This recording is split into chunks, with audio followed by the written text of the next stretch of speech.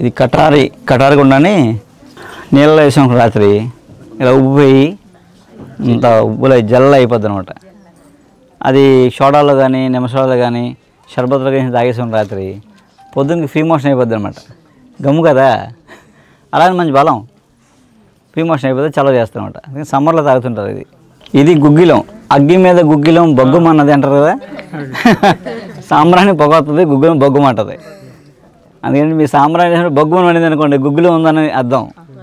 మీరు వాడే సాంబ్రాణిలో ఇలా వేయగానే మండిపోతుంది అనుకోండి, పొగ రాకుండానే, అందులో గుగ్గిలం మిక్స్ చేసేని అర్థం. సాంబ్రాణి రేట్ ఎక్కువ, గుగ్గిలం రేట్ తక్కువ ఉంటుంది అనమాట. ఇది గుగ్గిలం, ఇది చెట్టు జిగిరే. ఇది కూడా వేరు ప్రాంతాలు, అంటే మన భారతదేశంలో రెండు ప్రాంతాల్లో నార్త్ సౌత్ నుంచి సంపాదించారన్నమాట. ఇది మామూలుగా గుగ్గిలం కొబ్బరి నూనె ఒక 100 నాలుగు కొబ్బరి తీసుకోండి. 100 నాలుగు కొబ్బరి నూనె, ఒక 25 గ్రామ్స్ గుగ్గిలం పొడి, మెత్తగా నూరి వస్త్రతాలు చేసిన మెత్తటి ఫైన్ పౌడర్ 25 గ్రాములు, 100 నాలుగు కొబ్బరి నూనె ఇలా వేడి చేసి, వేడి అవుతుండగా ఒకసారి చెప్పాం ఫార్లో మనం, వేడి అవుతుండగా ఈ పొడి వేసేయాలి. అంటే వేడి అయిపోయి గిన్నె దింపేయాలి. అందులో పెట్టి మంటేటనుకోండి బొగ్గు మొత్తం మండిపోద్ది. అందుకని ఏంటంటే వేడి అయ్యాక దింపేసి చక్కగా అందులో ఈ పొడి వేసి కలిపేయాలి. ఇలా నొరగలాచి కలిసిపోయిన తర్వాత చల్లగా పెట్టండి, చల్లగా అయిపోద్ది. చల్లగా అయిపోయి చిక్కగా అయిపోద్ది. అయిపోయాక నీళ్ళు వేసి ఒక 1/2 లీటర్ నీళ్ళు దగ్గర పెట్టుకోండి. నీళ్ళు పోస్తూ బాగా కలపండి, క్రీమ్లో అయిపోద్ది. నవనీతం అని పూర్వం ఇళ్ళల్లో చేసుకునే వాళ్ళు మనం. నవనీతం అంటే అదేంటి, వెన్న అంటే వెన్నలా ఉంటుంది అన్నమాట. చూడడానికి వెన్నలా ఉంటుంది. అది మీకు 2 ఏళ్ళు అలాగే ఉంటుంది. అదేందా అప్పుడు కొబ్బరిలో నీళ్ళు కలుతాయా? కలవు. ఈ గుగ్గిలం ఉండడం వల్ల నీళ్ళు పీల్చుకుంటుంది అన్నమాట. పీల్చుకుని మందుగా మారిపోతుంది, నీళ్ళు ఇంకా బూజు పట్టదు. అదేందా క్రీమ్లో అయిపోతుంది. అది చేసుకునే 100 నాలుగు చేసుకున్న మీ ఇళ్ళల్లో 2 సంవత్సరాలు వాడుకోవచ్చు. ఎందుకు వాడచ్చు తెలుసండి, కాలింది, నీళ్ళు పొడో ఫైరో ఏదో రకంగా కాలిపోయింది, స్కిన్ కాలింది, ఈ ఆయింట్మెంట్ రాయండి, బొబ్బ కూడా రాదు, చల్లగా ఉంటుంది, తగ్గిపోతుంది. కాళ్ళు పగిలిపోతున్నాయి, కాళ్ళు పగులుకు రాసుకోండి. లేదా వర్షాకాలం ఒరిసిపోతున్నాయి, నైట్ శుభ్రంగా తుడిచేసి డ్రైగా రాసేయండి. కాళ్ళ ఒరుపులు, కాళ్ళ పగుళ్ళు, కాలిన గాయాలు తగ్గిపోతాయి. ఇంకా ఉపయోగం చెప్పంటారా, మీకు తలపోటు వచ్చేస్తుంది. దేవుడిలో కర్పూరం బిళ్ళ తెచ్చుకొని దీంట్లో కొంచెం క్రీమ్ తీసుకొని కర్పూరం పొడి ఏదో కలిపేసి ఇక్కడ మామిడి పెట్టినారనుకోండి, 5 నిమిషాలు తలలో తగ్గిపోద్ది.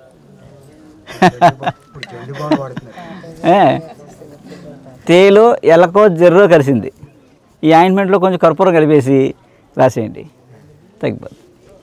ఎన్ని ఉపయోగాలు ఉన్నాయి, సింపుల్. ఇది మీరు కూర వండేదానికన్నా ఇంకా ఈజీగా వండేసుకోవచ్చు. కానీ 2 ఏళ్ళు ఉంటుంది, పాడవద్దు.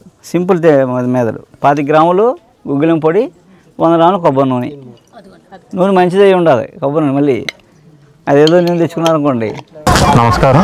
రాష్ట్ర మరియు దేశ ప్రజలందరికీ కూడా నా యొక్క హార్దిక శుభాకాంక్షలు అండి. నేను సామాన్య కుటుంబం, మాది అనకాపల్లి జిల్లా ఎస్రాయవరం అండి. సామాన్య కుటుంబం అయ్యండి, మాకు 2 పిల్లలండి. 2 పిల్లలకి కూడా ఒక భయంకరమైన వ్యాధి, క్రాన్స్ అనే వ్యాధి వచ్చిందండి. దీని గురించి వివిధ రంగాల్లో వివిధ వైద్యుల్ని కూడా సంప్రదించాం, కానీ ఎక్కడ తగ్గక ఆఖరికి ఇక్కడ డాక్టర్ రవివర్మ గారు అండ్ ధన్వంతరి సహస్రాయపేట దగ్గరికి వచ్చామండి. వచ్చిన తర్వాత మేము వైద్యం తీసుకున్న తర్వాత మా పిల్లలిద్దరికీ కూడా వ్యాధి అనేది తగ్గుముఖం పట్టిందండి. అయితే మొదట్లో మేము వచ్చినప్పుడు మేము ఏమనుకున్నాం అంటే, మొదటగా మేము వచ్చింది వైద్యుడి దగ్గరికి, మా వైద్యం తగ్గించడం ద్వారా మా పిల్లలు బాగుపడతారు అంటున్నాం. కానీ తర్వాత తెలిసిందండి ఇక్కడ వైద్యశాల కాదని, ఇది ఒక గొప్ప సంఘ సంస్కర్త లేదా దేశ సామాజిక మానసిక పరివర్తనలో భాగంగా ఒక గొప్ప కార్యక్రమం చేపట్టిన ఒక గొప్ప వ్యక్తి అండి. మీరు ఆలకించే ఉంటారు, వైద్యో నారాయణ హరి అనగా వైద్యుడికి నారాయణుడు అంటే సాక్షాత్తు శ్రీమన్ మహావిష్ణువే.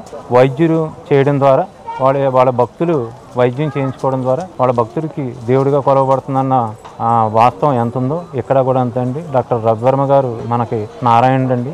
నారాయణ రూపంలో మనకు వైద్యం లభిస్తుంది. తద్వారా అనేక రోగాలు అనేవి ఇక్కడ పరిష్కరించబడుతున్నాయి. అంతేకాకుండా మనకి స్వామి వివేకానంద గారు కూడా ఒక గొప్ప వాక్యం చెప్పారు, గో బ్యాక్ టు వేదాస్, వేదాలకు తల్లిపండి. అలాగే ఇక్కడ రవివర్మ గారు కూడా ఒక వాక్యం చెప్పారండి, go back to tradition and go back to custom.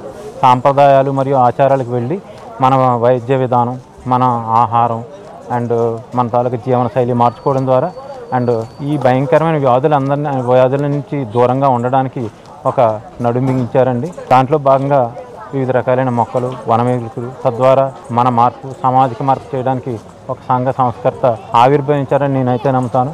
కొంతమంది కొడతారు, కొంతమంది క్రియేట్ చేయబడతారు. అలాంటి క్రియేట్ చేయడంలో ఒక గొప్ప వ్యక్తి డాక్టర్ రఘువర్మ గారండి.